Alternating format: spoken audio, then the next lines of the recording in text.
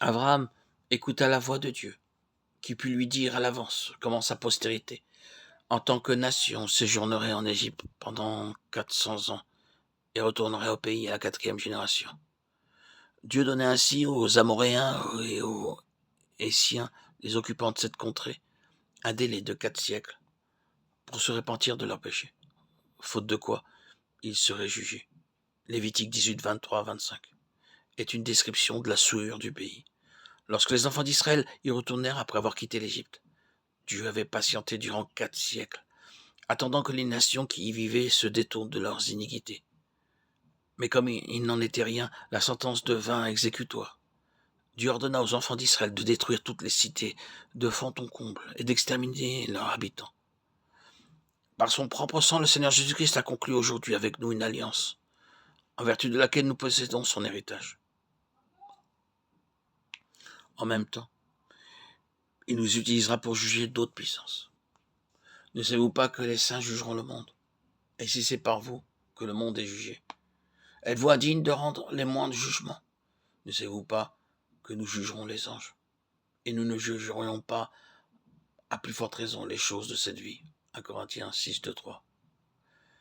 Pour avoir part à un tel privilège, il faut que nous recevions une foi solide et active, capable de surmonter les doutes, une foi qui écoute et obéit lorsque Dieu nous parle. Abraham, le premier patriarche, est le modèle que le Seigneur nous a demandé de suivre par son écoute et son obéissance, sa soumission. Abraham a reçu toutes les bénédictions qu'il devait recevoir. Il en est de même pour nous. Notre confiance, notre foi, notre regard porté vers le Seigneur aboutira, quoi qu'il arrive, à toutes les bénédictions dont nous avons besoin.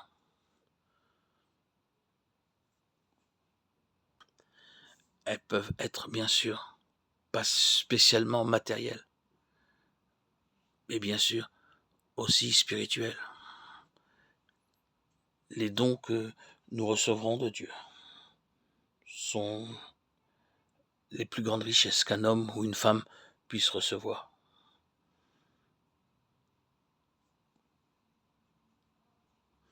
Dieu honorera toujours nos besoins.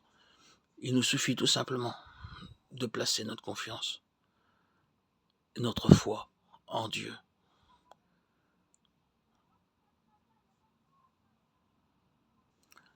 Si nous honorons Dieu comme le fit Abraham par son obéissance, ne doutons pas, il nous honorera en retour et subviendra à tous nos besoins. Alléluia. Gloire à Dieu au plus haut des cieux, et paix sur la terre aux hommes qu'il aime, qui nous a permis de connaître le Seigneur. Moi en particulier par cette rencontre merveilleuse, le jour de mon baptême, le 26 septembre 2019, où mes doutes se sont transformés en certitude. Je n'ai pas reçu le don de prophétie, ni le don de guérison, mais le don de la foi, par cet esprit qui est venu dans ma vie, m'a fortifié, édifié, et permis de vivre aujourd'hui encore comme si cela s'était passé hier. Une journée remplie de foi et de joie, de marcher selon la conduite que le Seigneur Jésus-Christ nous enseigne dans sa sainte parole.